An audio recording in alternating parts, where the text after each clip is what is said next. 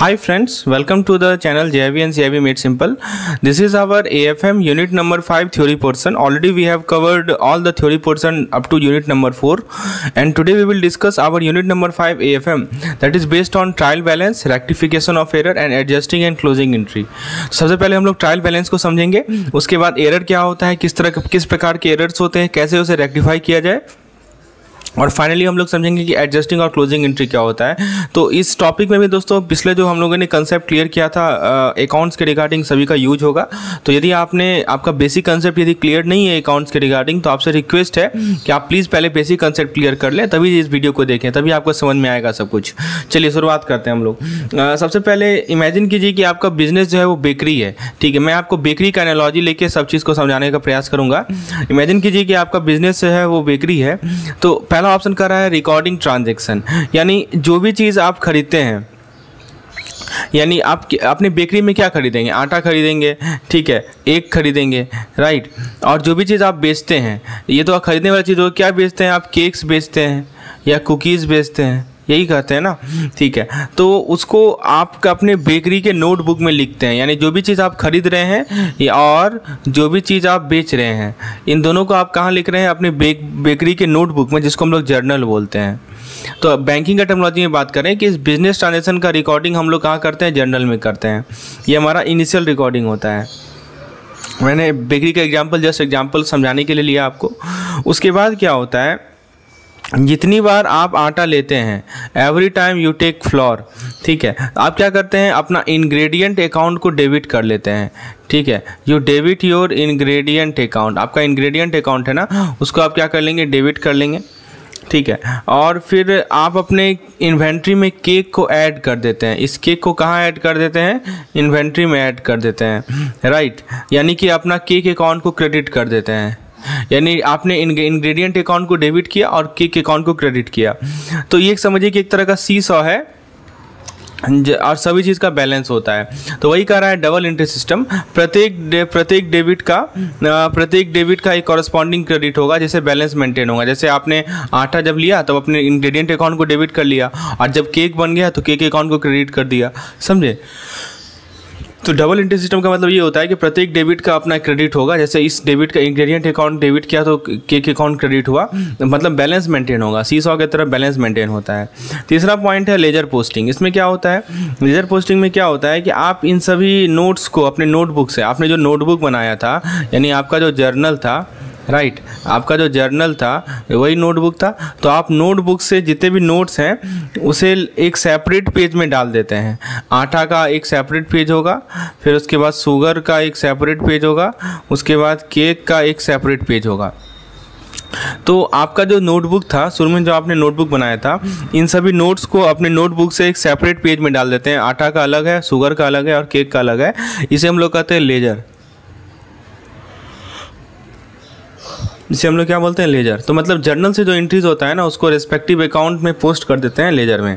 तो ये ध्यान रखना है।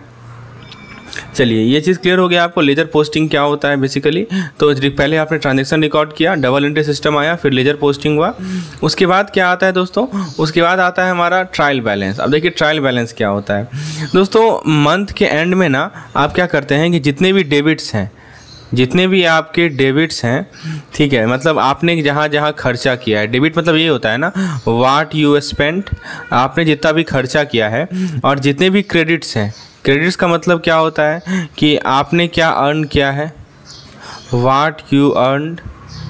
जितने भी डेबिट्स हैं और जितने भी क्रेडिट्स हैं उसको ऐड कर देंगे, ठीक है। जितने भी समेशन, मतलब जितने भी डेबिट्स हैं, जितने भी क्रेडिट है, सबको जोड़ देंगे।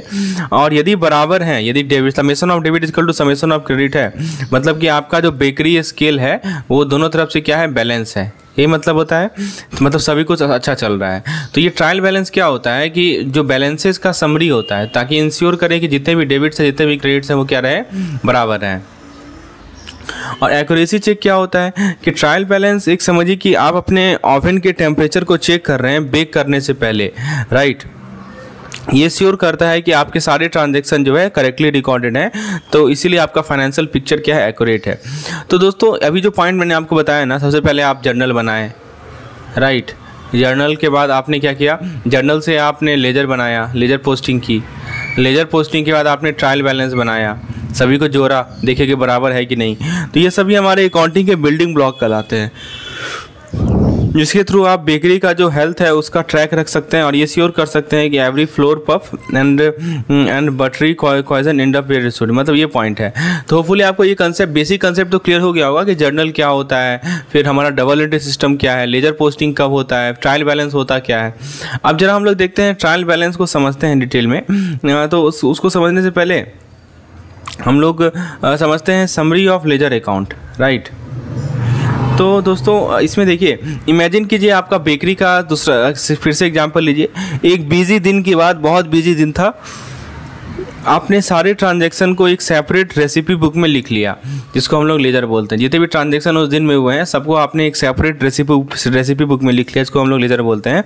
तो लेजर का एक फ्लोर का अलग लेजर होगा, आटा का अलग होगा, एक का एक अलग लेजर होगा और एक केक का अलग लेजर होगा, समझे। तो प्रत्येक बुक जो है ना आपको बताएगा कि कितना आपके पास बचा हुआ है, यानी डेबिट हुआ है, और कितना आपने यूज कर लिया, यानी क्रेडिट, समझे। तो ये हमारा, अब मैं आपको ट्रायल बैलेंस को समझा रहा हूँ क्योंकि बेसिकली ट्रायल बैलेंस को समझना बहुत ज़रूरी है। तो दोस्तों आपने ट्रायल बैलेंस ने क्या किया कि अब ट्रायल बैलेंस क्या करता है कि एक तरह का इन्वेंट्री लिस्ट है। ट्रायल बैलेंस को इस तरह समझिए कि ये एक तरह का इन्वेंट्री लिस्ट है, ठीक है, जो कि सारे आपके जितने भी रेसिपी बुक्स हैं ना, चाहे फ्लोर के बुक हो, आटा हो, एग हो, केक हो, सभी के बुक से डेटा को ये लेगा और एक इन्वेंट्री लिस्ट प्रिपेयर करेगा। इसीलिए कहा जाता है समरी ऑफ लेजर अकाउंट। ये क्या करता है, ट्रायल बैलेंस क्या करता है कि जितने भी लेफ्ट या यूज्ड अमाउंट हैं, जितने भी लेफ्ट या यूज्ड अमाउंट हैं हर एक रेसिपी बुक से उसे गैदर कर लेगा। मैंने अभी आपको बताया ना कि जैसे आटा का आपका वो होगा, क्या बोलते हैं, लेजर बुक होगा, तो उसमें आप वो बुक दिखाएगा आपको कितना बचा हुआ है, यानी कितना आपने डेबिट किया और कितना आपने यूज़ किया, यही बताएगा ना। तो जो लेफ्ट है और जो यूज्ड है उसको गैदर करेगा एक जगह पे। कौन गैदर करेगा? ट्रायल बैलेंस गैदर करेगा, समझे बात को। तो सारे लेजर अकाउंट के जो बैलेंस है उसे ये कंपाइल करता है, उसे ये गैदर करता है। कौन गैदर करता है? ट्रायल बैलेंस गैदर करता है। अब देखिए कुछ हमारे इकोनॉमिस्ट हैं जिनके द्वारा कुछ व्यूज़ दिया गया है इससे रिलेटेड। आप देख सकते हैं एरिक एच कोलहर ने क्या कहा है ट्रायल बैलेंस के बारे में।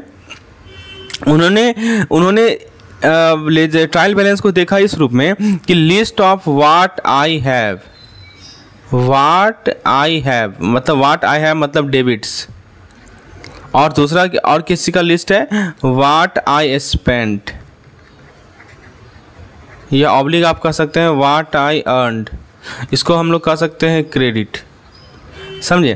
तो सभी चीज़ों के लिए तो ये एरिक कोलर इसको देखते हैं, ट्रायल बैलेंस को देखते हैं कि व्हाट आई हैव यानी जितने भी हमारे डेबिट्स हैं और व्हाट आई स्पेंड यानी जितने भी हमारी क्रेडिट्स हैं, सभी चीज़ के लिए, और इंश्योर करें कि वो आपस में मैच करें।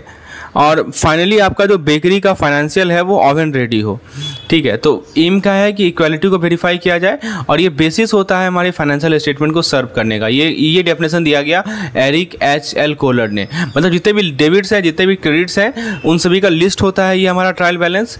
और ये इसका एम क्या है? इसका एम ये है कि वो मैच होना चाहिए, टोटल डेबिट्स और टोटल क्रेडिट मैच होना चाहिए, और आपका बेकरी का जो फाइनेंशियल है वो ओवन रेडी होना चाहिए। अब उसके बाद मिस्टर कार्टर ने देखिए कैसे डिफाइन किया ट्रायल बैलेंस को। तो उन्होंने कहा इसे balance sheet in the making, एक वर्ड उन्होंने यूज़ किया। कार्टर ने क्या कहा कि उन्होंने कहा balance sheet in the making, मतलब सारे डेबिट्स और सारे क्रेडिट को समराइज किया जाएगा। इसमें आपका ड्रॉअर में क्या कैश है, बैंक में कितना पैसा है, ये सब इंक्लूडेड होता है। मतलब जितने भी डेबिट्स हैं, जितने भी क्रेडिट बैलेंस है, अलग अलग लेजर अकाउंट से लिए गए हैं, तो वो सभी हमारे मिस्टर कार्टर के अनुसार ट्रायल बैलेंस के अंदर ही आते हैं। और तीसरा है हमारा एक सिंप्लीफाइड डेफिनेशन, इसको समझिए। तो ये डेफिनेशन कह रहा है कि ट्रायल बैलेंस एक स्नैपशॉट होता है स्पेसिफिक डेट में, जो कि आपको बताता है कि आपका कितना डेबिट है, मतलब कितना स्टफ आपके पास है और कितना पैसा आपने and how much money you have from everything you have been baking, ठीक है। तो मतलब आप क्या कर रहा है, trial balance is statement displaying debit and credit balance including cash and bank balance on specific date. मतलब एक पार्टिकुलर दिन का स्नैपशॉट होता है जो कि आपको उस दिन का डेबिट्स बताएगा, आपको उस दिन का क्रेडिट बताएगा, including cash and balance, bank balance, ये भी बैंक अकाउंट को इंक्लूड करते हुए। तो कहने का मतलब क्या हुआ कि ये एक समझिए कि लिस्ट है जो कि आपके पेंट्री को, बैंक अकाउंट को देख रहा है दिन के समाप्त में, यदि सभी कुछ जुड़ जाए, ठीक है, तो आपका एक डिलीशियस डिलाइट बनेगा। यदि नहीं तो आपको पता है कि कहीं कुछ तो मिसिंग है। तो ट्रायल बैलेंस एक फाइनल प्रोडक्ट नहीं होता, याद रखिएगा। Trial balance is not a final product, लेकिन ये क्रूशियल स्टेप है ये चेक करने में कि सभी चीज़ों को मेजर किया जा रहा है, करेक्टली रिकॉर्ड किया जा रहा है, इससे पहले कि उन सभी फाइनेंशियल स्टेटमेंट को आप बेक करें। तो इसीलिए दोस्तों ट्रायल बैलेंस को कम डाउंटिंग माना जाता है। तो होपफुली आपको बेसिक समझ में आया कि ट्रायल बैलेंस का क्या इंपॉर्टेंस है। फाइनल डेस्टिनेशन नहीं है ट्रायल बैलेंस हमारा, लेकिन ट्रायल बैलेंस बहुत जरूरी है ये इंश्योर करना कि हमारा टोटल डेबिट्स और टोटल क्रेडिट बराबर हो, चाहे कैश और बैंक बैलेंस ही क्यों ना हो, ठीक है। तो ये पॉइंट आपको ध्यान रखना है। चलिए आगे बढ़ते हैं दोस्तों। तो होपफुली आपको एक एक चीज़ें क्लियर हो रही होंगी। तो इस प्रकार से यदि आप सभी चीज़ों को क्लियर करवाना चाहते हैं तो मुझे व्हाट्सएप कर सकते हैं इस नंबर पे। हमारे पास एक आपके लिए एक्सक्लूसिव कोर्स है अपकमिंग जेईई एग्जामिनेशन के लिए, एएफएम के लिए, पीवीबी चारों सब्जेक्ट्स के लिए। तो उसमें आपको इस तरह के वीडियो से कंसेप्ट को क्लियर करवाया जाता है और उसके बाद आपको सफिशिएंट एमसीक्यूज प्रैक्टिस करवाए जाते हैं उस पार्टिकुलर कोर्स में। और एमसीक्यू प्रैक्टिस के बाद दोस्तों आपको क्विजेस दिलवाए जाते हैं। तो this is the best way to learn a particular concept and that is what we are doing in this particular course. For more detail you can WhatsApp me on this number or you can install our app. Link is provided in the description section. चलिए अब जरा हम लोग देखते हैं कि trial balance होता क्या है तो समझ लिया हमने। अब इसका फीचर क्या है, इसका पर्पस क्या है वो जरा देखते हैं। तो सबसे पहले फीचर की बात करते हैं। तो पहला फीचर है इंग्रेडिएंट चेकलिस्ट। तो जैसे बेकर क्या करते हैं कि सारे इंग्रेडिएंट को लिख देते हैं, तो रेसिपी को स्टार्ट करने से पहले वो क्या करते हैं, जितने भी इंग्रेडिएंट हैं उसका एक लिस्ट प्रिपेयर करते हैं। उसी तरह दोस्तों ट्रायल बैलेंस क्या करता है कि जितना भी डेबिट्स है, डेबिट्स का मतलब जो इंग्रेडिएंट आपके पास बचा हुआ है, और जितना भी क्रेडिट है मतलब जिसको आपने यूज कर लिया, तो ट्रायल बैलेंस क्या करता है कि जितने भी डेबिट्स हैं, जितने भी क्रेडिट्स हैं, उसका एक लिस्ट बना लेता है। ठीक है, कहाँ से? रेसिपी बुक से। अब आप पूछेंगे रेसिपी बुक क्या है? तो रेसिपी बुक का मतलब समझिए कि आपके लेजर से, लेजर मैंने बताया था ना कि हर एक इंग्रेडिएंट का अपना अपना लेजर होगा, अपना अपना लेजर बुक होगा। तो वहाँ से जितना डेबिट हुआ, जितना क्रेडिट हुआ, उसका एक लिस्ट तैयार कर लिया। और इसके अंदर आपका कैश भी आएगा। इसके अंदर क्या आएगा? कैश भी आएगा और क्या आएगा? Money in your bank account, bank balance भी आएगा। समझे, ये भी ध्यान देना है। तो ये दोनों चीज़ आएगा, कैश भी आएगा और बैंक बैलेंस भी आएगा। बाकी लेजर बैलेंस तो आएगा ही आएगा, मतलब जितने भी लेजर्स हैं आपके 8 के 1 के सभी के लेजर्स से जो डाटा आ रहा है डेबिट और क्रेडिट का, उसको तो रिकॉर्ड करेगा ही करेगा। इसके अलावा जो भी आपका कैश बचा हुआ है, जो भी आपका बैंक बैलेंस बचा हुआ है, इसे भी इंक्लूड किया जाएगा इस पार्टिकुलर ट्रायल बैलेंस में। अभी मैं आपको एग्जाम्पल करके दिखाऊंगा तो चीज़ें और क्लियर होंगी, लेकिन अभी पहले बेसिक को समझ लीजिए।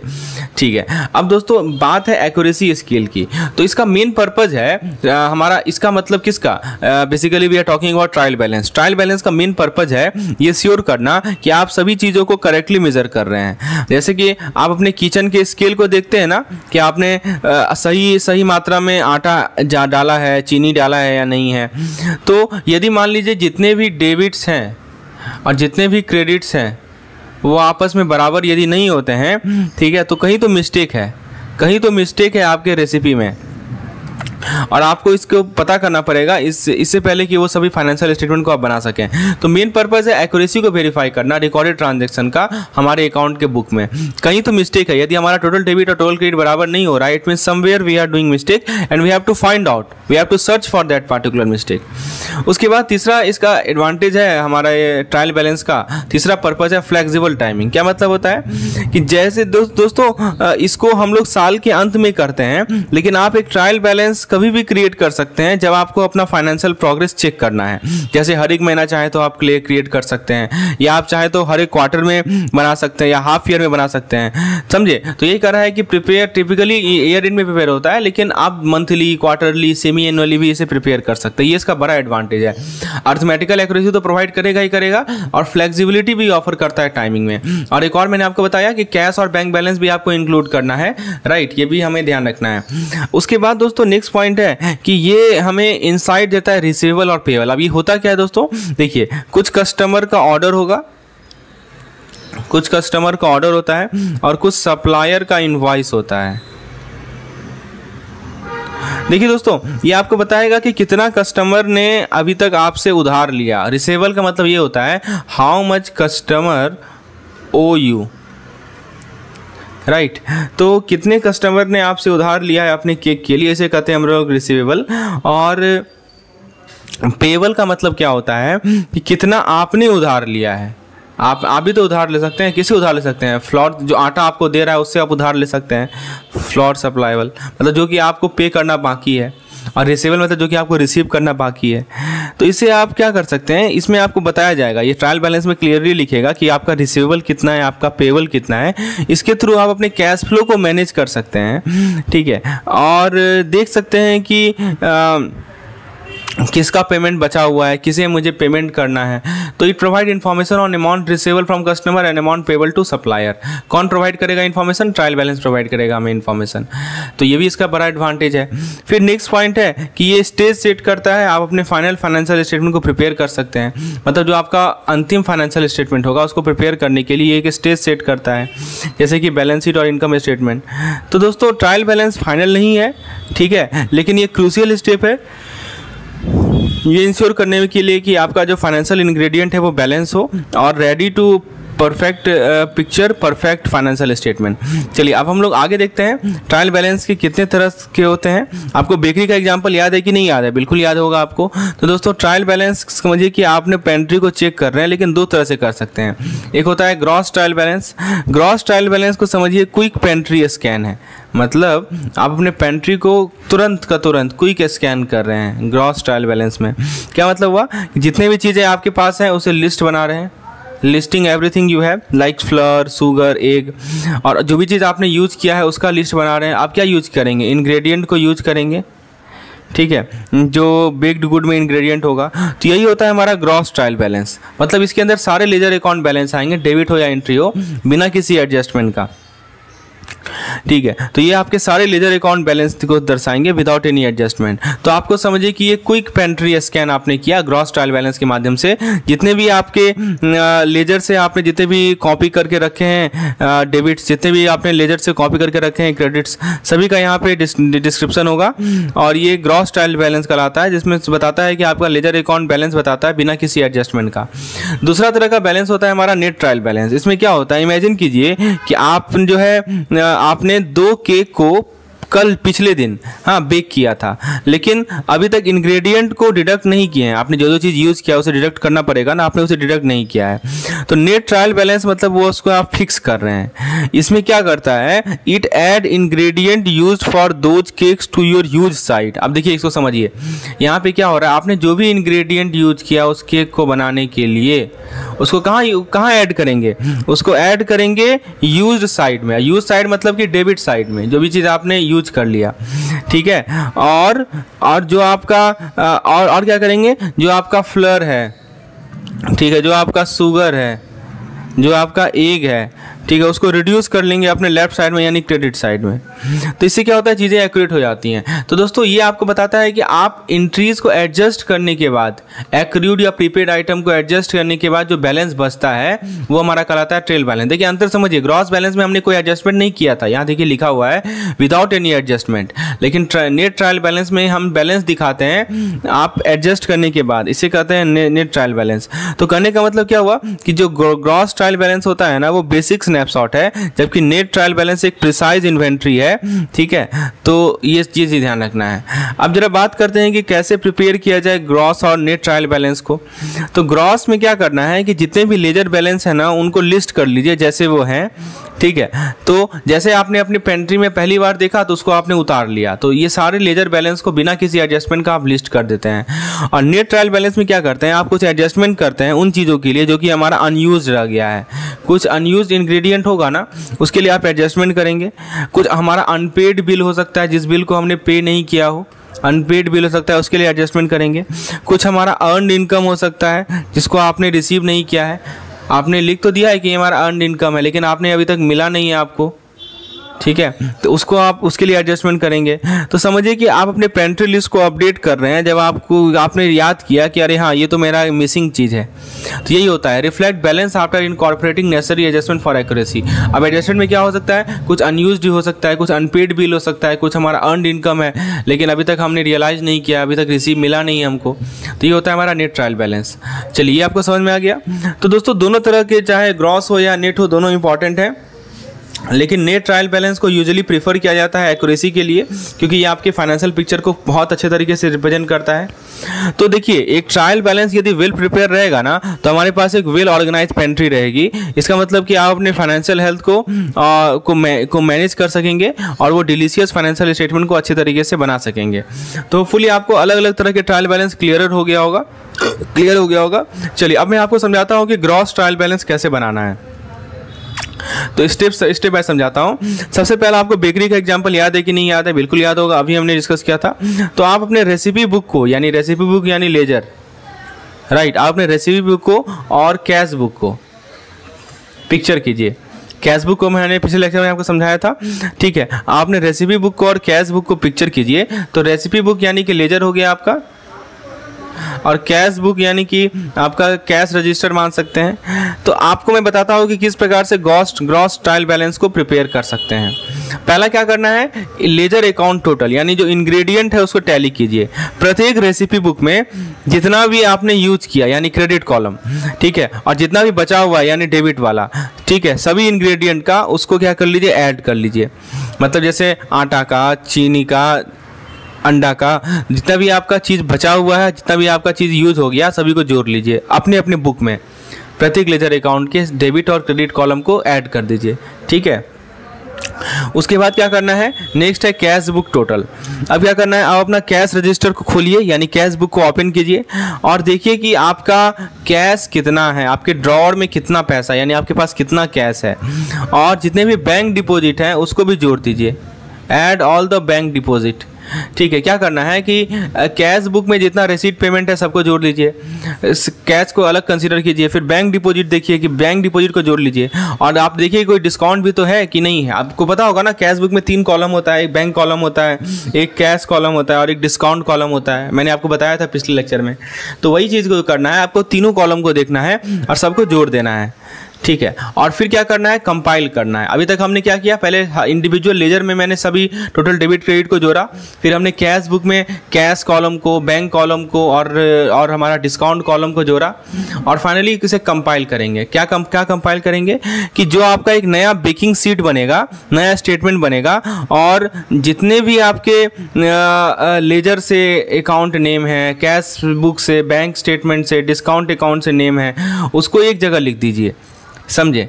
तो ये हमारा स्टेज नंबर 3 हो गया। स्टेज 4 में क्या करना है आपको कि प्रत्येक आइटम जो आपके बेकिंग शीट में है, ये जो नया शीट आपने बनाया जिसमें जितने भी आइटम हैं, ठीक है, तो उसमें क्या करना है कि टोटल यूज्ड और टोटल लेफ्ट ओवर अमाउंट लिख दीजिए, यानी टोटल डेबिट कितना है, टोटल क्रेडिट कितना है, etch respective account on the statement. अभी मैं आपको एग्जांपल दूंगा तो और से क्लियर होगा, ठीक है। तो प्रत्येक आइटम जो आपके बेकिंग शीट में है, कितना आपने यूज किया, कितना बचा हुआ है, ठीक है। तो यही आपको करना है, यही काम आपको कैश, बैंक और डिस्काउंट के लिए भी करना है। और फाइनली क्या करना है, टोटल ले लेना है, यानी जो टोटल डेबिट है, टोटल क्रेडिट कॉलम है, उसको सम करना है ताकि बैलेंस रहे। तो ये सभी स्पेसिफिक डेट को ही परफॉर्म किया जाता है। तो ये हमारा बेसिक या ग्रॉस वर्जन है, समझे। ये हमारा बेसिक या ग्रॉस वर्जन है, कैसे हम लोग ग्रॉस ट्रायल बैलेंस प्रिपेयर करेंगे। अब देखिए यहाँ पे एग्जांपल लेते हैं हम लोग, तो ये कंसेप्ट और अच्छे से क्लियर होगा। देखिए यहाँ पे क्या दिया हुआ है, 31 मार्च 2022 को टोटल डेबिट और टोटल क्रेडिट साइड जो है बहुत सारे लेजर अकाउंट का और रिसीट का, और payment side of cash and bank column और कैश बुक ऑफ मिस्टर भगवान दास राजेंद्र, ठीक है। अब देखिए यहाँ पे 3-4 चीज़ को समझिए। सबसे पहले तो बहुत सारे लेजर अकाउंट के बारे में दिया गया है, डेबिट कितना है, क्रेडिट कितना है। उसके बाद रिसीट और पेमेंट साइड है कैश का और बैंक कॉलम का, कैश बुक का। कैश बुक में आपको पता होगा ना, एक तरफ डेबिट होता है, एक तरफ क्रेडिट होता है, ठीक है। डेबिट हमारा रिसीट होता है, क्रेडिट हमारा पेमेंट होता है, पता होगा आपको, बेसिक चीज़ है। और इसमें भी आपका यहाँ पे कैश बुक का कॉलम होता है और यहाँ पे बैंक का कॉलम होता है, दोनों तरफ होता है कैश और बैंक का कॉलम। तो आपको ब्यौरा यहाँ पे दिया हुआ है, आपको ट्रायल बैलेंस बनाना है उस दिन में। पहले ग्रॉस बनाएंगे, ग्रॉस बनाना सीखेंगे, फिर हम लोग नेट बनाना सीखेंगे। देखिए इस तरफ यहाँ पे डेबिट लिखा हुआ है, इस तरफ यहाँ पे क्रेडिट लिखा हुआ है। तो भगवान दास का कैपिटल है, ठीक है। तो भगवान दास का कैपिटल है, कितना का कैपिटल है दोस्तों, तो यहाँ पे आप देख सकते हैं कि it has been debited by 10,000, ठीक है। और क्रेडिट साइड है हमारा कितना, 1,35,000। फिर ड्राइंग हमेरा है कितना का ड्राइंग है, 25,000 का ड्राइंग है, ठीक है। तो 31 मार्च 2021 को जो स्टॉक था वो कितना का था दोस्तों, वो था हमारा 15,000। अब आप पूछेंगे कि ये 15,000 कैसे आया। ठीक है, तो अब देखिए परचेज़ हमने किया, तो परचेज़ वाले में हमारा 1,90,000 का डेबिट है और 4,000 का यहाँ पे क्रेडिट साइड है। परचेज़ रिटर्न में 18,000 का क्रेडिट साइड है। सेल्स में 6,000 का डेबिट है और 2,45,000 का क्रेडिट साइड है। सेल्स रिटर्न में 13,000 का डेबिट साइड है। एक्सपेंसेस में 12,000 का डेबिट साइड है। कस्टमर में 3,05,000 का डेबिट साइड है, 2,50,000 का क्रेडिट साइड है। सप्लायर के लिए 2 लाख है और क्रेडिट साइड है 2,35,000। कार के लिए 1 लाख का डेबिट है। XYZ बैंक में 2,81,000 डेबिट है, 2,75,000 क्रेडिट है और कैश में 43,000 डेबिट है और 38,000 हमारा क्रेडिट है। तो ये हमारा सारा ब्यौरा मिल गया। इसमें देख सकते हैं आप कैश भी है यहाँ पे, ठीक है। उसके अलावा दोस्तों जितने भी लेजर अकाउंट है ये सभी हमारे लेजर अकाउंट में आएंगे, आप देख सकते हैं यहाँ पे वो भी दिया हुआ है यहाँ पे हमारा। चलिए, और यहाँ पे बैंक बैलेंस भी दिया हुआ है, XYZ बैंक का बैंक कॉलम भी दिया हुआ है। आपको क्या बनाना है, ग्रॉस ट्रायल बैलेंस बनाना है। तो आपको मैंने क्या बताया था, ग्रॉस ट्रायल बैलेंस में सबसे पहले क्या करना है, पहला स्टेप क्या है कि आप जितने भी डेबिट और क्रेडिट कॉलम है प्रत्येक लेजर अकाउंट का उसको जोड़ दीजिए, ठीक है। तो सबसे पहले क्या करना है कि इसको उतार लीजिए, भगवान Das Kapital, drawing, stock, purchase ये सबको उतार लीजिए।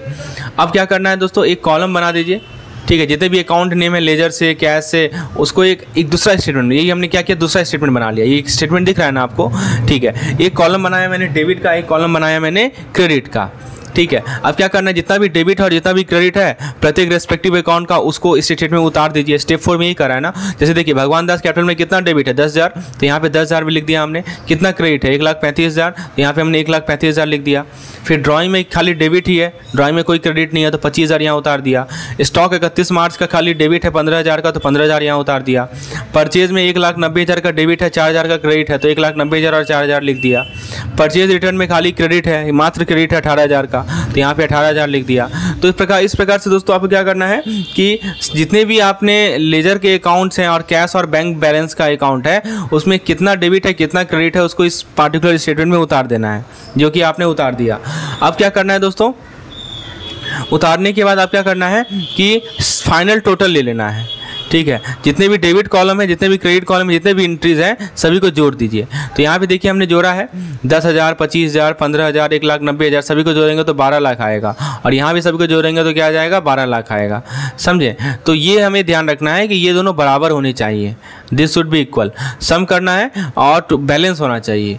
तो ये सभी स्पेसिफिक डेट में ही होते हैं, क्योंकि आपने देख सकते हैं ये सभी 31 मार्च 2022 के ही हैं, समझे। तो इसीलिए स्पेसिफिक डेट में ही हम लोग जो है ट्रायल बैलेंस को प्रिपेयर करते हैं। तो समझ में आ गया, बहुत सिंपल है। आपको डेबिट साइड देखना है, क्रेडिट साइड देखना है, एक लेजर, ये खासकर देखिए कि भगवान दास कैपिटल जो है इसका अपना एक लेजर होगा, ठीक है। उसमें डेबिट इतना है, क्रेडिट इतना है, आपने उसको उतार दिया एक अलग स्टेटमेंट में, डेबिट वाले कॉलम में उतार दिया, क्रेडिट वाले कॉलम में उतार दिया। यहाँ पे लिख दिया आपने किसका डेबिट हो रहा है, किसका क्रेडिट हो रहा है। उसी तरह सेल्स का आपने देखा, उसके उतार दिया। यहाँ पे सभी जितने भी अकाउंट्स हैं सभी का डिटेल आपने इस पार्टिकुलर टेबल में उतार दिया और फिर फाइनली आपने ट्रायल बैलेंस बना लिया। अब जरा बात करते हैं कि नेट ट्रायल बैलेंस कैसे बनाया जाता है। अभी तक हमने ग्रॉस ट्रायल बैलेंस बनाना सीखा है। तो दोस्तों ग्रॉस ट्रायल बैलेंस के बारे में मैंने क्या बताया था कि ये आपको क्विक पेंट्री स्कैन की तरह काम करता है। यहाँ पे सभी चीज़ों को लिस्ट किया जाता है, लेकिन इमेजिन कीजिए कि कुछ इंग्रेडिएंट जो आप भूल गए हैं नोट करना, तो वहाँ पे नेट ट्रायल बैलेंस उसे फिक्स करेगा। तो नेट ट्रायल बैलेंस आपको बताता है फाइनल नेट, यानी कि नेट बताता है, फाइनल बताता है, फाइनल रिजल्ट बताता है प्रत्येक इंग्रेडिएंट का, प्रत्येक अकाउंट का। उसमें जो मिसिंग एलिमेंट है ना उसको भी कंसिडर करेगा, ठीक है। चलिए ये देखिएगा, तो ये बेसिकली क्या करता है, डेबिट और क्रेडिट बैलेंस के बीच में जो डिफरेंसेस आ रहे हैं वो क्यों आ रहे हैं, डिफरेंस उसे रिफ्लेक्ट करेगा। तो दोस्तों नेट ये क्या होता है, डेबिट को समझिए कि जो इंग्रेडिएंट आपके पास है और क्रेडिट को समझिए जो इंग्रेडिएंट आपने यूज़ कर लिया। तो यदि आपके पास ज़्यादा लेफ्ट है देन यूज्ड, तो मतलब डेबिट यदि हायर है तो आपका नेट बैलेंस जो है डेबिट साइड में होगा। सिंपल सी बात है, यदि डेबिट टोटल ज़्यादा होता है तो अकाउंट एक डेबिट बैलेंस दिखाएगा, और यदि क्रेडिट टोटल ज़्यादा होता है तो आपका अकाउंट जो है क्रेडिट बैलेंस दिखाएगा, ठीक है। ये पॉइंट तो बेसिक सा चीज़ आपको क्लियर होगा। तो देखिए ग्रॉस बैलेंस जैसा नहीं होता है, ग्रॉस बैलेंस सभी चीज़ों को लिस्ट कर दिया। नेट बैलेंस जो है ना शो का स्टार माना जाता है, ये बॉटम लाइन होता है प्रत्येक अकाउंट का, जो कि आपके फाइनेंशियल का ट्रू पिक्चर बताता है जस्ट सारे एडजस्टमेंट करने के बाद, ठीक है। तो इसका फोकस होता है final balance of each account after considering all adjustment. आप देखिए मैं आपको एडजस्टमेंट करके भी दिखाऊंगा एग्जाम्पल लेके, ऐसे सेम एग्जाम्पल देखिए और हम लोग नेट ट्रायल बैलेंस बनाना सीखते हैं, ठीक है, अब देखिए एडजस्टमेंट कैसे कैसे किया जाएगा वो मैं आपको समझाता हूँ।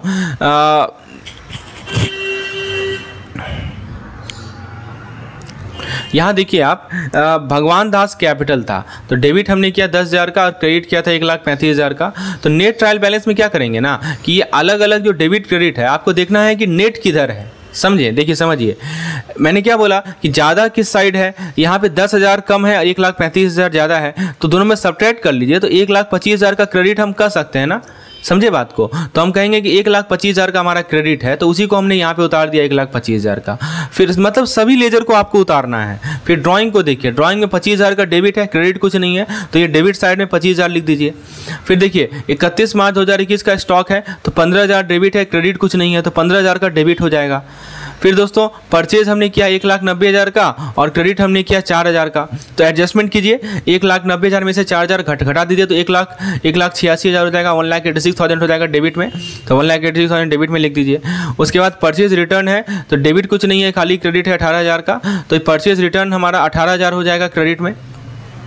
सेल्स है तो सेल्स में 6,000 इधर है और 2,45,000 इधर है, तो माइनस कर दीजिए 2,45,000 में से 6,000 यानी 2,39,000 हो जाएगा।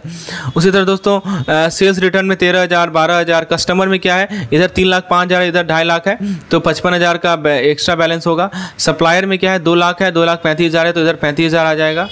फिर दोस्तों कार में 1 लाख रहेगा, XYZ के बैलेंस में आप देख सकते हैं 14,000 का अंतर है, 6,000 का अंतर है, इधर 6,000 लिख दीजिए। कैश में 5,000 का अंतर है, 5,000 लिख दीजिए। तो अब टोटल कीजिए, अब देखिए 4,17,000 आया, 4,17,000 आया, तो ये होता है हमारा नेट ट्रायल बैलेंस। तो अंतर समझ में है ग्रॉस और नेट में क्या अंतर होता है कि बेसिकली किस साइड हावी है, कौन सा साइड ज़्यादा है, केवल आपको वही एडजस्टमेंट करना है। तो इस प्रकार से आप नेट ट्रायल बैलेंस को प्रिपेयर करते हैं। अब मैं आपको कुछ गाइडलाइन समझा देता हूँ, right, some important guidelines related to trial balance guideline. पहला क्या है डेबिट बैलेंस, यानी जो एसेट और एक्सपेंस अकाउंट है वो आपके डेबिट बैलेंस को डिस्प्ले करते हैं ट्रायल बैलेंस में, और जो इनकम और लायबिलिटी अकाउंट है वो क्रेडिट बैलेंस को इंडिकेट करते हैं ट्रायल बैलेंस में। तो बैलेंस रिफ्लेक्शन मतलब कि standard balance presentation for different types of account during trial balance preparation. अब दोस्तों अगला पॉइंट है, जैसे यहाँ पे आप देखिए कुछ एक क्वेश्चन है, आपको ट्रायल बैलेंस प्रिपेयर करना है। तो देखिए सिंपल सी बात है, ये याद रख लीजिए, बहुत इंपॉर्टेंट पॉइंट समझा रहा हूँ कि जो भी आपका एसेट है, जो भी आपका खर्चा है, ठीक है, एसेट और एक्सपेंस अकाउंट ये डेबिट बैलेंस में आएगा, और जो भी इनकम है और जो भी आपका लायबिलिटीज है, ठीक है, एसेट और एक्सपेंस और इनकम और लायबिलिटी, ठीक है, ये क्रेडिट बैलेंस को दर्शाता है। और बैलेंस रिफ्लेक्शन ये रिकॉग्नाइज करेगा standard balance presentation for different types of account during trial balance preparation. अब जैसे एक क्वेश्चन है आपके सामने, एक श्री इंद्र कुमार का आपको बैलेंस दे रखा है, आपको ट्रायल बैलेंस प्रिपेयर करना है, तो ऑब्वियस सी बात है नेट ट्रायल बैलेंस ही मान के चलिए प्रिपेयर करना है। सबसे पहले तो ग्रॉस बनाना सीखिए, ठीक है। इंद्र कुमार कैपिटल लिख दिया, 15,000 है, ठीक है। अब देखिए यहाँ पे कुछ नहीं लिखा है डेबिट है या क्रेडिट है, तो यहाँ पे अभी आपको समझना पड़ेगा, समझे। देखिए अभी मैंने बोला ना आपको, ये चीज़ याद रहेगा तभी आप समझ पाएंगे। जो एसेट है और जो खर्चा है वो डेबिट होता है, और जो इनकम है और लायबिलिटी है वो हमारा क्रेडिट होता है। अब आपको पता लगाना है कि ये जो हमें कैपिटल दिया हुआ है ये क्या आता है, एसेट में आएगा या हमारे लायबिलिटीज़ में आएगा, ठीक है, या किस में आएगा। तो कैपिटल हमेशा एसेट में आता है, तो 15,000 हमारा डेबिट हो जाएगा, सॉरी कैपिटल है यहाँ पे, तो इसको हम लोग क्रेडिट में लिखेंगे 15,000, ठीक है।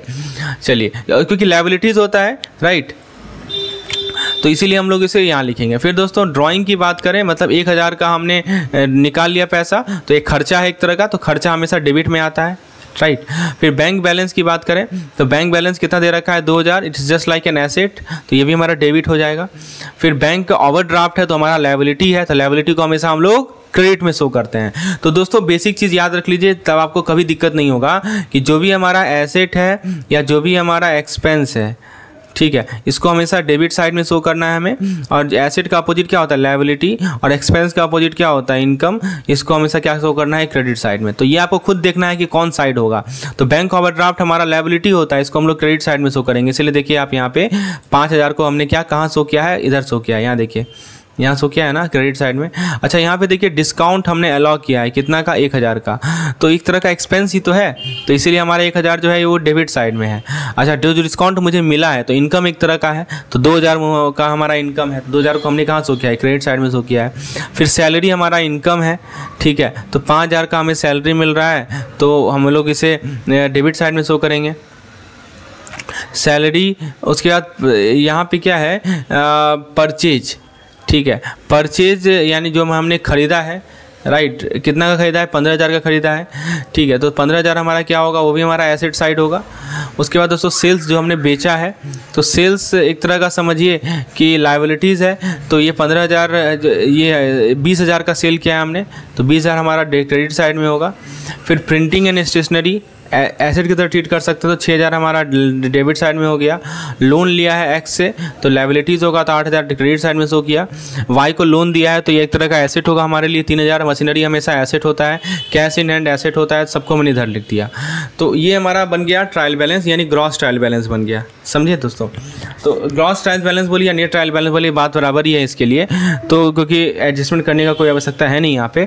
तो आप डेबिट साइड ऐड कीजिए 50000, क्रेडिट साइड ऐड कीजिए 50000, तो ये हमारा टोटल ऐड हो गया। तो समझे दोस्तों किस प्रकार से बनाना है। आपको कोई डाटा दिया हुआ है, पहले आप पता कीजिए कि एसेट है या लायबिलिटी है या हमारा एक्सपेंस है या इनकम है। जो एसेट एक्सपेंस होता है उसको हम लोग डेबिट साइड में शो करते हैं, जो इनकम लायबिलिटी होता है उसको क्रेडिट साइड में शो करते हैं। तो इस प्रकार से हम लोग बैलेंस प्रेजेंटेशन करेंगे हर एक तरह के अकाउंट का ट्रायल बैलेंस प्रिपरेशन के दौरान। अब दोस्तों डिस्क्रिपेंसीज आएगा ट्रायल बैलेंस में, तो क्या करेंगे, तो यदि मान लीजिए कि ट्रायल बैलेंस में डिस्क्रिपेंसीज आएगा तो कुछ स्टेप करना पड़ता है, जो कि मैं आपको बताता हूँ। पहला स्टेप क्या करना पड़ता है कि इमेजिन, तो फ्रेंड्स इस स्टेप को हम लोग नेक्स्ट लेक्चर में डिस्कस करते हैं। आज मैं यहीं पे रोकता हूँ। आज मैंने आपको ग्रॉस और नेट कैसे बनाया जाता है ये समझा दिया। अब बाकी यदि ट्रायल बैलेंस में डिस्क्रिपेंसीज आएगा, फिर किस प्रकार के एरर्स आते हैं, इसको हम लोग नेक्स्ट वीडियो में डिस्कस करते हैं। होपफुली आपको ये वीडियो पसंद आएगा, एक लाइक जरूर कर दीजिएगा, और यदि किसी स्टडी मटेरियल की रिक्वायरमेंट है तो आप मुझे यहाँ व्हाट्सएप कर सकते हैं। धन्यवाद।